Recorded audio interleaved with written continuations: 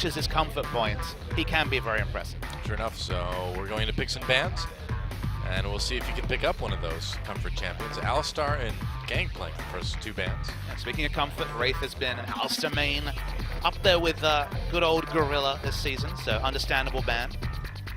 Kalista making it to the bans this game. We saw a lot of Kalista last series, but returning to the ban list for at least game 1. Yep. So what's the second ban going to be? Poppy. Okay, well, that's a pretty good champion to ban out. Unless you plan on first picking it. Nidalee, okay. We're going to finally see some Nidalees maybe later this week, with the changes mean that clear speed's that much more risky and a little bit slower. Again, still very, very fast on the clear, but we should see it eventually. He's likely to be the first pick, and Ryze banned after seeing it in the last game. Seems like, again, Ryze must be the story of scrims, because out of nowhere, Ryze has seen a really big increase in priority. Yeah, I mean, we saw Kuro with the Ryze in our last game here tonight, and he did some damage, but it didn't seem to work out. Pocket pick was too good. Exactly. Yep. So what's it going to be for Samsung? With a lot of tanky top laners available to be selected, the flex pick of Trundle makes some sense as a first round from Samsung. Yeah, Ambition's had some really good games on Kindred too this season. Comfort Graves also available, so yeah, maybe he doesn't have to actually select a jungle in the first rotation. It's possible. They're going to lock in the Trundle. And what's it going to be for the second pick? Ambition's Kindred in the last game against Rox Tigers, one of the most impressive carry performances of any player in Champions this season, so yeah, definitely. You definitely take the Kindred if it's available. If you defer to it over Graves, and given the skirmishing advantage that Kindred has compared to Graves in the early game, I very much like the pick. I think it's very solid, so good luck in there from Samsung, and they still show nothing with their first two picks, such as the flexibility of Trundle. So what's it going to be for Longzhu here? I mean, they still could take, possibly the Gragas to play that into the Kindred. Cloud Elise Templar still available too. I like the Cloud Templar shoutouts with the Skarner and Amumu. Yep. Never forget. Elise and Maokai, okay.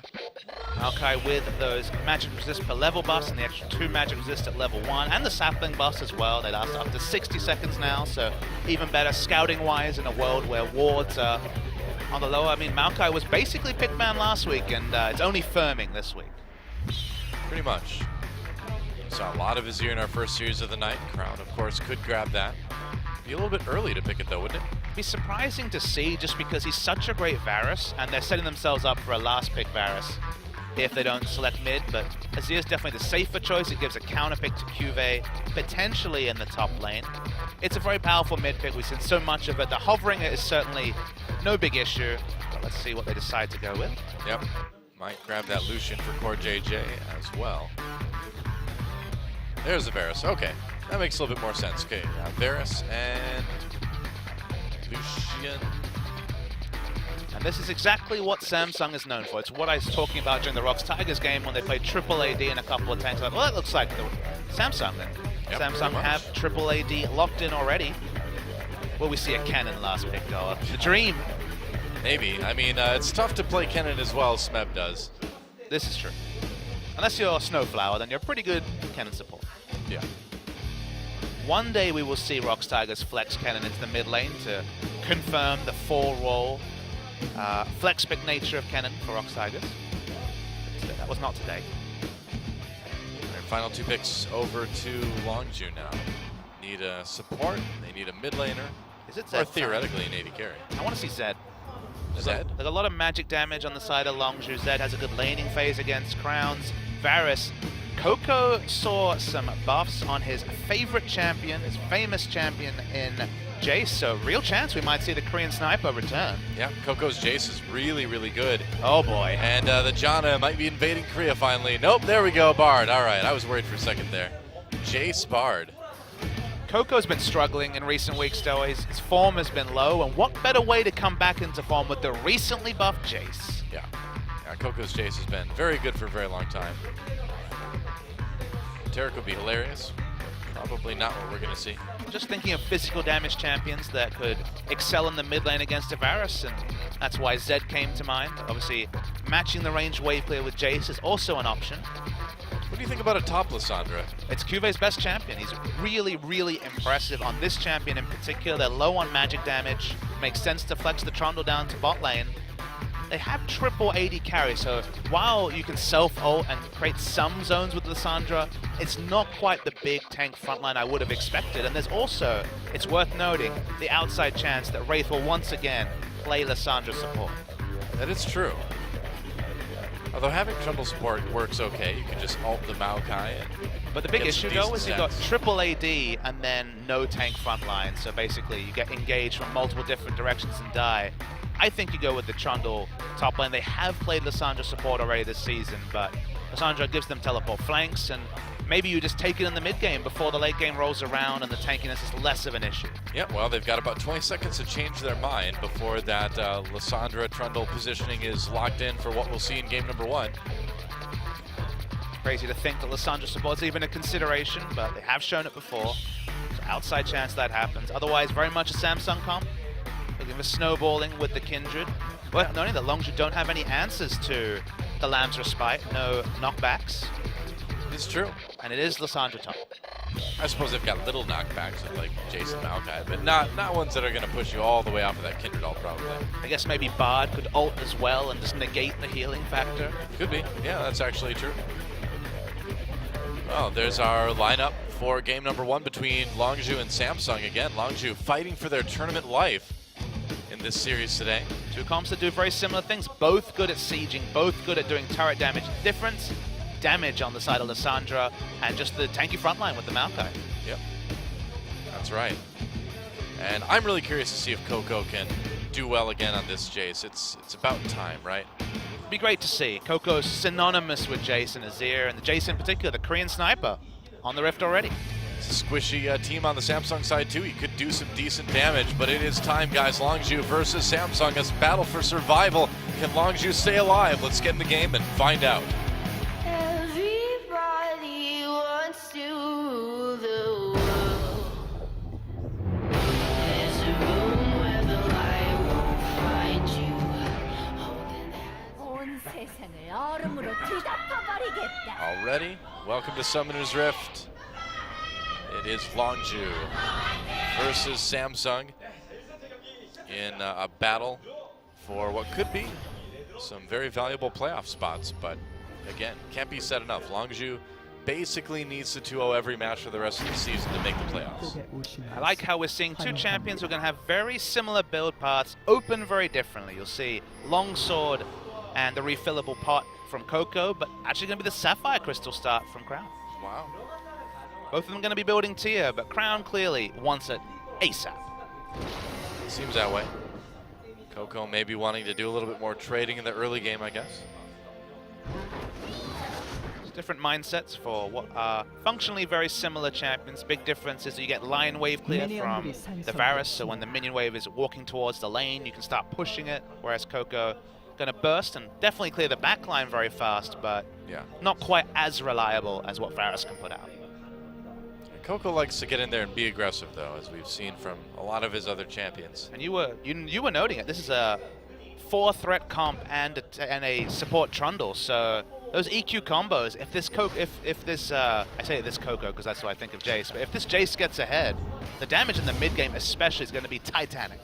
Yeah, I mean, he's going to have a lot of ability to poke out Samsung if they're trying to siege turrets or something like that. Well, you say when they're going to siege turrets. I mean, that's literally all this comp does, though. Well, I meant like when Longzhu will, yeah. Ooh. Oh, Pure gets a nice Cosmic Binding. Decent damage onto Ambition and Cuvée there. Double binding. Very nice. Yeah. Not bad. Wraith doing a bit of his own harassment down by the red buff. Wraith actually exhausted Expression. Wow. That's interesting. That's aggressive. I tried to go for that. Oh, he got one of the small Bramblebacks. That's annoying to deal with. Wow, Chaser taking so much damage. I know you're not a big fan of the lane swaps, though, but doesn't it empower you to see these supports just wailing away on junglers and top laners? See, that's the kind of thing, though, that only works in the pro scene. If you try to do that in solo queue at the level that most of us are at, and when I say us, I mean like me, you'll just get killed. Because the jungler in the top lane, well, first of all, there won't be a lane swap because it's like, you know, silver, gold, or whatever. And then when you try that anyway, you'll just get killed. Because they don't care about, you know, farming to the speed of the other side of the game because they're not going to be doing it either. I just like seeing those strong, confident pro supports that can get in there and steal some experience away, get some damage in. In solo queue, you just tell your AD carry to not die, and then you just roam. You become second jungler. How does that work in Silver? Does your AD carry not die? Or do you just get enough kill involvements to make it all worth it, whatever happens? Doesn't matter. I'm doing enough damage at the end that I can make up for it. Yeah. That's right. Who's to say you can't build ability power after your sight stone? Nobody. Who's to say you... well, I suppose Don't you dare. You still build the sight stone. I know where All you right. were going. Don't you dare start that, Doa. We've all been there. What? No, I've been a big proponent of sight stone awards for a long time. Crown in trouble. Flash cocoon. Crown flashes out of it, though. Varus no Close flash. call. But he was applying a lot of pressure. Now has no flash. He's going to have to be very defensive. So Coco can be on the aggressive in the mid lane. That turret is low. Yes, it is. Just trying to let as many minions bounce into it as they can. One little difference between the two teams actually is that Fury, instead of buying the Cull, bought a longsword. Not clear to see if that was a gold value, but given the fact that he has a pink ward, it seems like he's prioritized a pink ward. So the AD carry is actually prioritizing the team game rather than picking up the Cull to get his own gold up there. So that's pretty fascinating to see, actually. It's interesting. What can they make with double pinks with support and AD carry? Maybe the safety means they'll guarantee more farm and thus it'd be worth it, but really surprising to see the AD carry in particular sacrifice his own game for Team Vision. Core JJ getting plenty of farm up in the top lane. In the meantime, Cuvée wondering. Okay, so he's going to go up to top lane then. Did you see that? He got 45 gold as he was walking to lane. Where did that go? Who did Cuvée? Yeah, I did not notice, but that's interesting. that was really strange. I don't know. Riot, please. Just had a little bit. He stopped by the ATM on the way. It's like, oh, I need a little bit more. Took out 45 gold. Yep. Wraith coming down with ambition into Longzhu's jungle, but in the lane swap, it's basically Samsung's jungle at this point. Yep, top side of the map, and this vertical lane swap goes to Samsung. At this point, of course, after the first swap. Nobody looking for extra objectives, although, just as I say that, the pings are onto the Rift Herald. Yep, they'll be taking that right away, it looks like. Kindred definitely duo this even with the support. Right, just tank it up. Pretty trivial. Such as Kindred. Lane swaps are so good for Kindred. One thing that people don't talk about is that because there's a lane swap for this Kindred, it means that she's going to be jungling on the enemy side of the jungle, and if you get a bit of favorable RNG, you're going to pick up those extra passive stacks. That's true. Meanwhile, Longzhu just responds with the Baron, or not the Baron, the Dragon. Wow, it's one of those nights. Okay, you were up early, just back from Los Angeles today, so the word salad starts early today, Noah. Oh yeah, Who knows what will be if this gets to a game 3? it'll be something. Very possible too.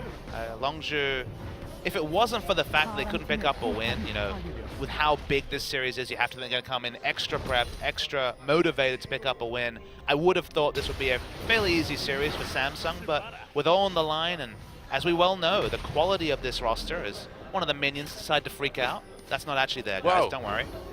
What's he doing? The ghost of minions past. I want to see that again. It's going to be there for a while. think Those so. bugs are pretty persistent. Hidden features. The minion decorations. Install them in your lane. So really what's happened here is that Crown has basically installed the stuffed corpse minion he took out. He just uses it to taunt Coco now. That's literally the only thing it could be. Pretty sure. I didn't realize taxidermy was one of the things that Varus can do. Magic taxidermy, nonetheless. What is it filled with? Because remember, the minions are only usually filled with coins. It's filled with coins. But then he's sacrificing his gold lead, though. That's okay. Oh, Chain of Corruption used. Oh, Coco cleanses that one instantly. Crown trying to go for the all-in. Oh, he's in trouble now. Chaser comes through, hits him with the cocoon, and there's first blood right over to Chaser after a little bit of over-aggression from Crown. Whoops. It's really nice. Wraparound gank. Oh, Cuvée Cuvée. comes in, locks up Pure. Ambition right there, but Pure should be able to get away. Look at those discrepancies in levels. Level 6 Ambition, just level 3 Pure, but he skips away. Inner turret's taking a bit of battering. Yeah. Should be okay. Maokai's going to be second to react, so Samsung's definitely going to get the damage advantage onto these inner turrets. Core JJ doing plenty of this tier 2 in bot lane. But he picks up the wave eventually. I really like the pathing from Chaser. They had the exact timer of the flash for Crown. You know, he blew it very early after the first gank. Comes with a wraparound before flash could be available again. They pocket the kill. Nice play from Longzhu. Yeah. Well, Crown, it was just weird to kind of see him go all in like that on the Varus. With Chain of Corruption down, he has really few defensive options, as we know, with flash down as well. So I mean, you know Jace is going to cleanse that right away. You know what summoner spell they have. So surprising to see Crown kind of be so overeager. I mean, hindsight's always 20/20. You might think, okay, I know he'll cleanse it, therefore I'm going to get a cooldown advantage, because the cooldown of cleanse is a lot longer than the cooldown of the Varus ultimate, but good wraparound timing from Chaser. World's most straightforward gank onto a Varus. Nice play from Longzhu. Easy stuff, that's right. Fury trying to steal this blue buff away, misses the phosphorus bomb, doesn't get it. Ambition has to smite and auto attack it though, so it doesn't go over to Crown, which is a mini win from Longzhu anyway, since that means less guaranteed long range wave clear because of mana cost issues for Varus. Get Coco ahead. He's got the blue buff against a no blue buff enemy who's just died. Both summoners are up crucially though for Varus, but snowballing with a Jace has always been the story of this pick. It's always going to be most powerful in the mid game, and these are some tools to help get Coco ahead. Yeah, this is exactly what Coco needs as far as the start goes. I suppose he didn't get the first blood, but it's pretty close. Got the assist anyway. I have more standard lanes. Juve happy to push up really aggressively. Honestly, this is reckless. You look at the mini-map, there's no vision whatsoever in that area, but he did just see the skirmishing happening at the enemy blue, so he can at least be fairly confident without being certain that he was under relative safety. Pretty much. Able to push that lane up a little bit. Expansion should catch up in farm though. So Fury's going to hit his 1 damage power spike earlier because he ignored the cull, but come the mid game, Core JJ should be that much further ahead with the bonus. So let's see if Trinity Force Corki can wind back the clock and make the big difference early. Should be early teamfight advantages over to Longzhu. Yeah, I mean, with Corki having that little early power spike, that might help them keep kind of controlling the dragon.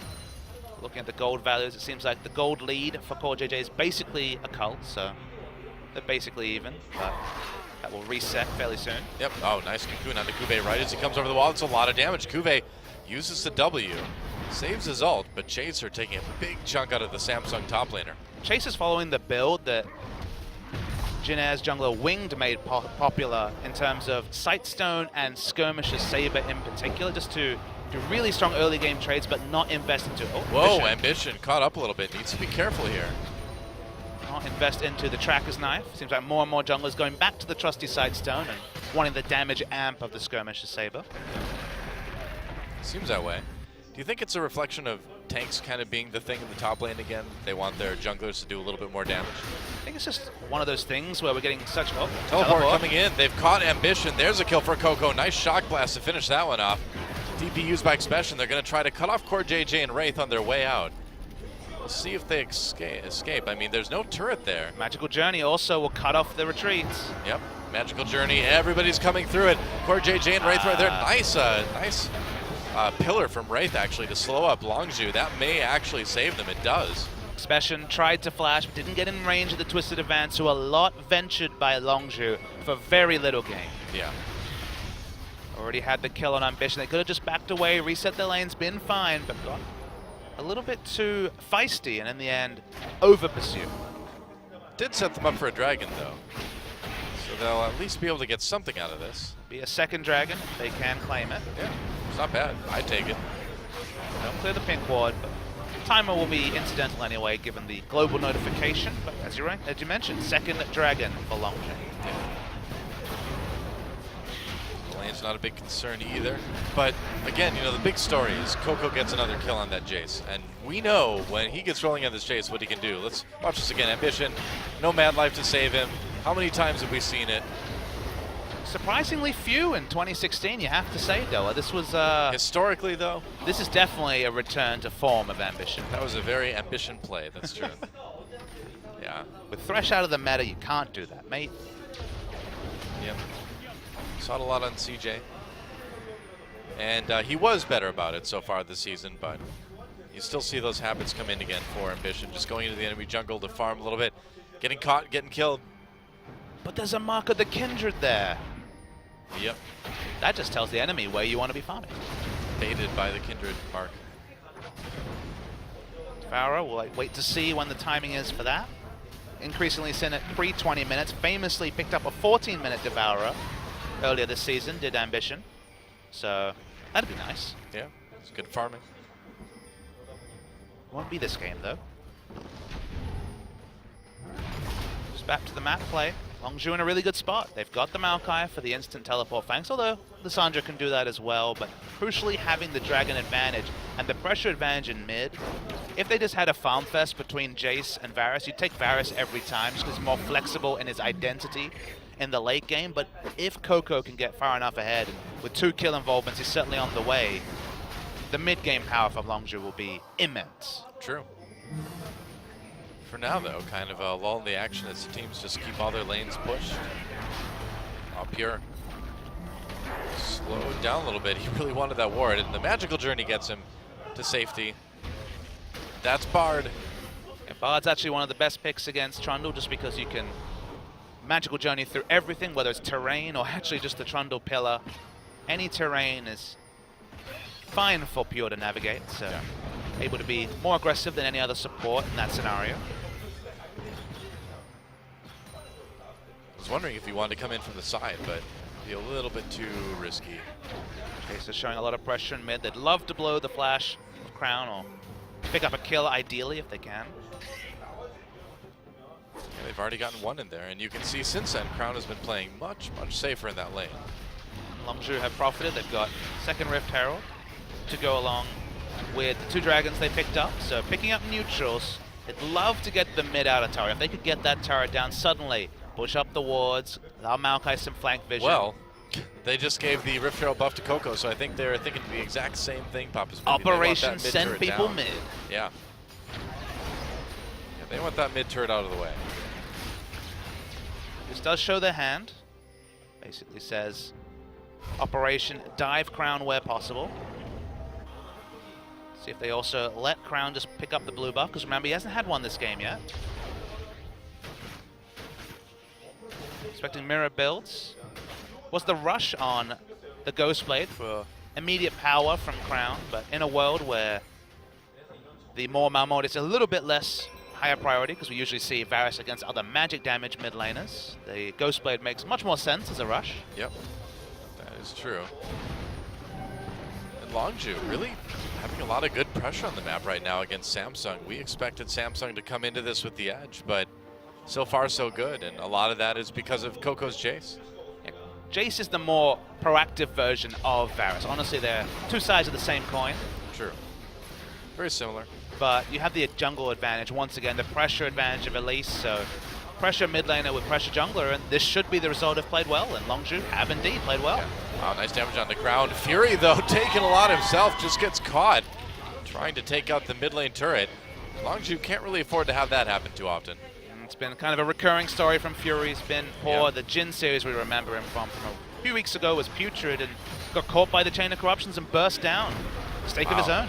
A Wraith trying to come from the side, takes a lot of damage, but Samsung doing a lot to that mid lane turret. Expression comes in onto Cuvée. There's a nice tempered fate, locking some people up. Are they gonna make it happen? Coco doing a ton of damage. Look at that. Cuvée has to ult himself. I can't imagine he's gonna live through this. Oh, he's low. He actually gets out on the E. Cuvée can't have more than 50 health right now. Coco just had to respect the fact that there was multiple different members alive from Samsung. Couldn't go as Rambo as he wanted to in a 4v5 scenario. Close but no cigar. The League of Legends story. That was very close. Yeah. For Coco. Especially no cigar. Tries to find. Fishing for low health members of Samsung. Sitting on so much gold as well. 2,100 gold. Yep. Go back and spend it. There's power spikes and there's what Coco will have assembled. We're going to see the replay. Just watch Fury. Just doesn't respect the chain of corruption dies. Simply. Yep, just gets caught by Varus' ultimate, and there's not a lot you can do. Then, so close for Longzhu to get a kill here. So many low health members. We watch this extended replay. The re-engage from Expression was on point. I love the Bard ultimate. Look at that 3-man Bard ultimate. But just not quite enough damage. If he'd spent that 2,000 gold, would have been multiple kills for Coco. Yeah.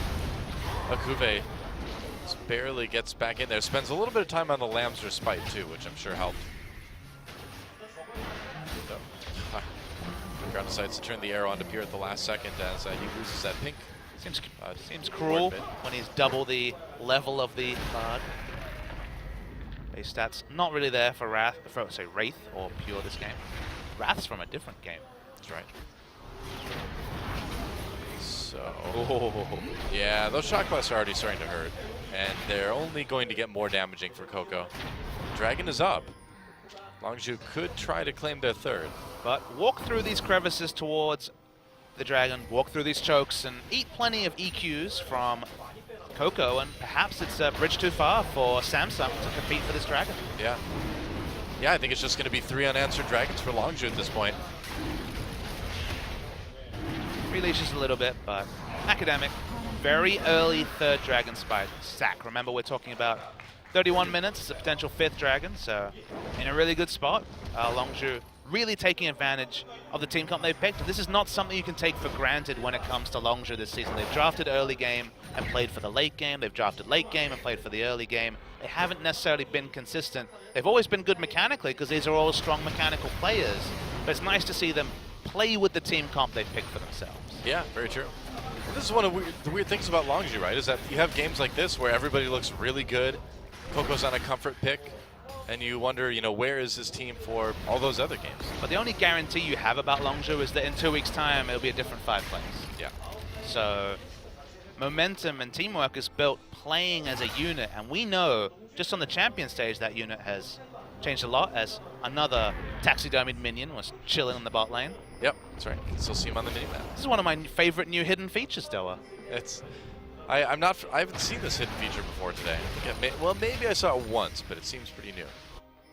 Hilarious, nonetheless. Ooh, CoreJJ's backing an award. Yeah, he's got award there. Cosmic Binding. Oh, it doesn't quite reach, yeah. I was going to say, he walked up there, I'm like, I don't think that Q reaches that far, man. If anyone would know, it's Pure, who's been a Bard one-trick this season.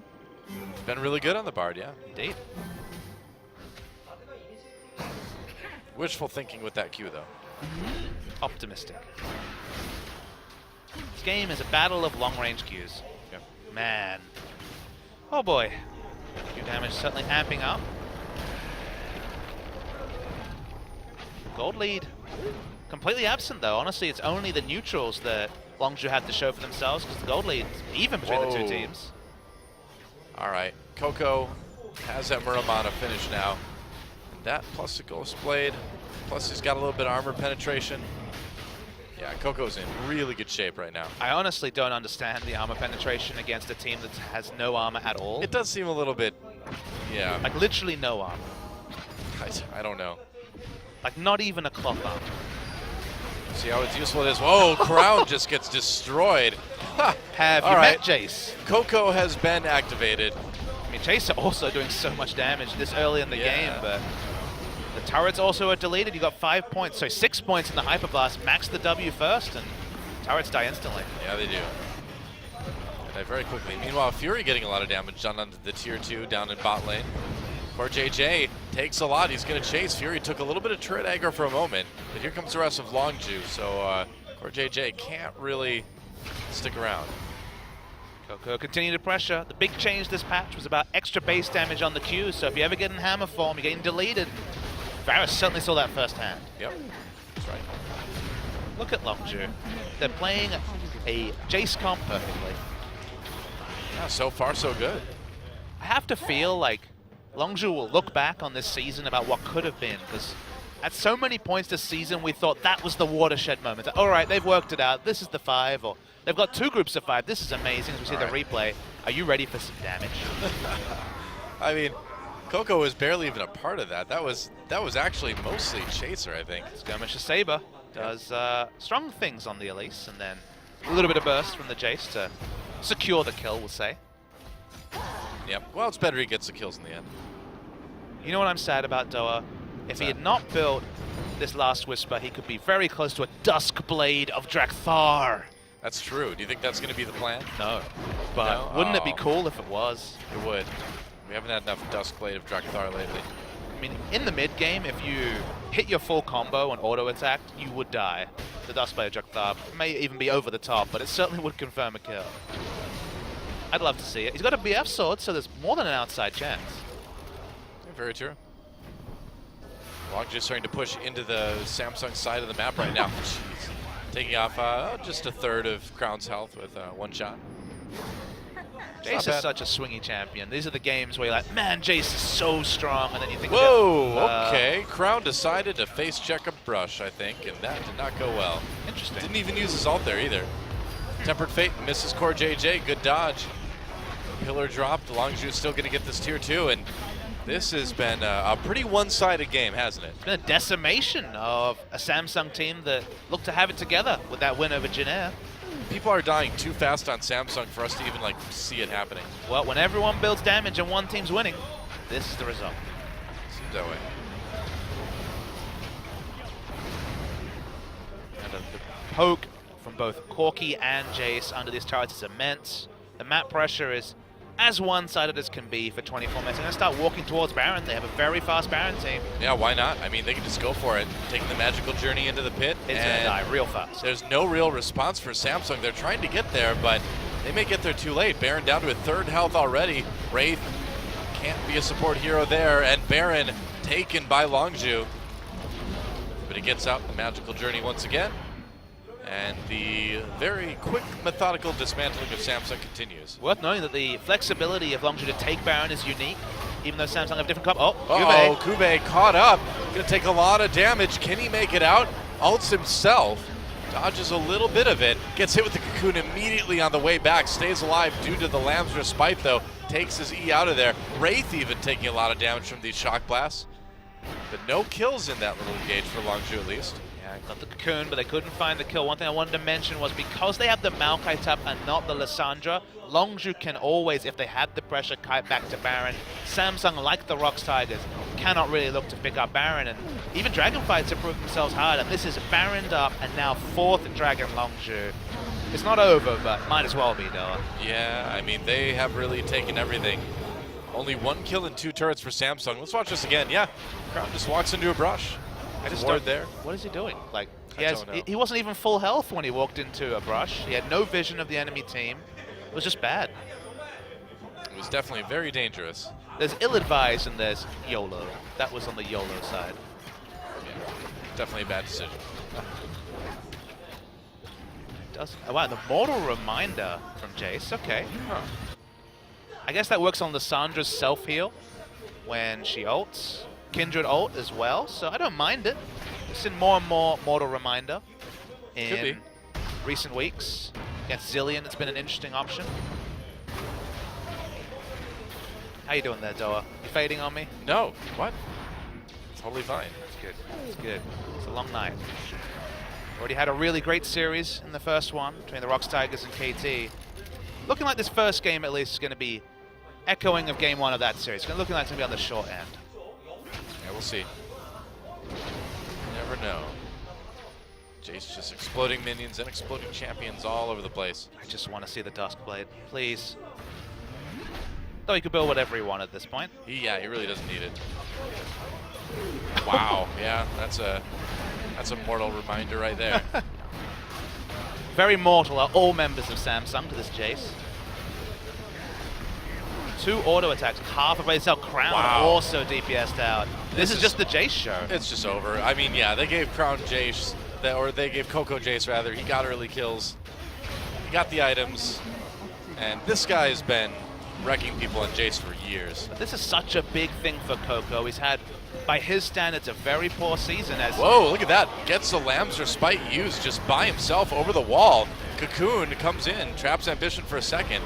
But the cooldown not back up just yet. Coco is basically just 1v4ing people now. He is the raid boss to end all raid bosses. Yeah, nothing Samsung can do. And there goes inhibitor number 2. And Longzhu looks to be closing this one out really smoothly.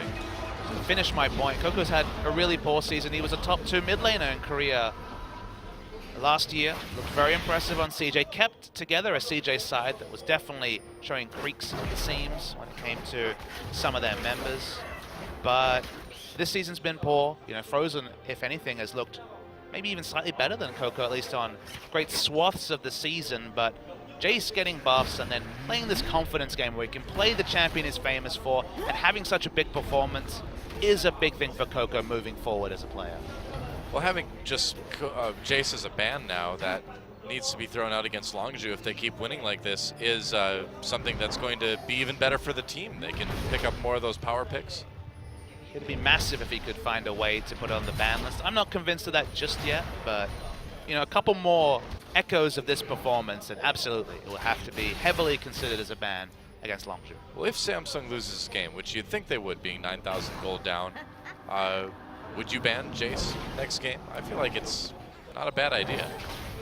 I think that's a really situational question. If Varus is taken away too, I can understand it, but there's certainly a consideration to it. That much is without being said. I mean, part of it too is Samsung has a pretty squishy team as well. So. I didn't like the Lissandra last pick, honestly. It really hamstrung them because if you fall behind, everyone is literally being half health by Jace. Yep. Yomu's popped the culling used by Core JJ to try to push his minion waves away. It doesn't really work out. They're still going to take the inhibitor turret. Chains of Corruption used. Crowd coming in for a lot of damage. Kube goes in, ults himself, and now Samsung turning this fight around. Longzhu playing it a little bit dangerously. Nice engage from Kube, and Samsung, they lose their turret. They win a little bit of a fight there. Meanwhile, though, those Nexus turrets are taking a ton of damage from the super minions. Yeah, Samsung has so little breathing room. They have to go for these engagements wherever possible, or they'll lose multiple base turrets. So yeah, you get plenty of reprieves when you play the first 25 minutes so well. So Longzhu, bit of a mistake, bit of an overstay. For some reason, Chaser was on the flanks, poking around rather than being the secondary frontliner, so Expression was damaged out. A couple of kills go over to Samsung, but nothing more to report. I think it was just a good engage from Samsung too. Longzhu just was not expecting Kube to go in like that.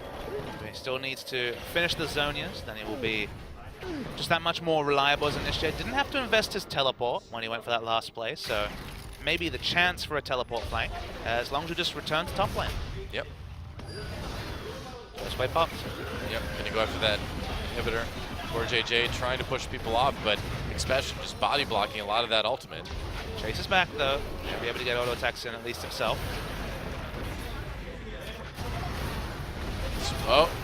Decide to come in. Kube caught with the cocoon, trying to get back into the base now. Expression forces the ultimate. Coco doing tons of damage from the side. He could come in any moment now. There we go, the escape from Kube, and here comes Coco. Now it's the Jace show. There's a double kill. Can he grab the triple? He's gonna try. There it is. Oh no, it's taken by Pierre. Oh, he did get it. Okay, never mind. There's the ace, and that's gonna be a very quick game number 1 for Longzhu. Coco got Jace. That's what happens. GG. Jace buffs a Coco buffs, Doa. That last fight when the Lamb's Respite was popped, you could see Coco licking his chops, thinking, oh boy, moment that's done, I'm getting in hammer form. He hammered them down, and Coco literally was a one-man army that Samsung, even with 5 members, had no answer to. That was a very, very good game for Coco. 5-0-4, 100% kill participation. No Dustblade of Jakthar, but I'll give him a pass mark on this one. Yep, and a good early game too from Chaser to help get Coco ahead. And I mean, Ambition, he's like, yeah, I've seen that one before. I love. Should have warned him. And it's Ambition versus Coco. That was the story here, and it's Coco who takes the win for the ex-CJ players. Yeah, so Longzhu, again, you know, they basically need to 2-0 all of their remaining series to have a chance at playoffs. So for now anyway, playoff hope's still alive for Longzhu, but that could all change next game. And Samsung with a good chance to come back. This is definitely a series that we could see go to 3 games. If you're a Longzhu fan, every game is must-win for them this early in the season. With 2 weeks left, they still have to win every single game. But excellent performance in game one. It made a lot of sense. The draft was strong. They played to their win conditions. Well played, Longzhu. That's right, so don't go anywhere, guys. We'll be back for game number 2, Longzhu versus Samsung, right after this.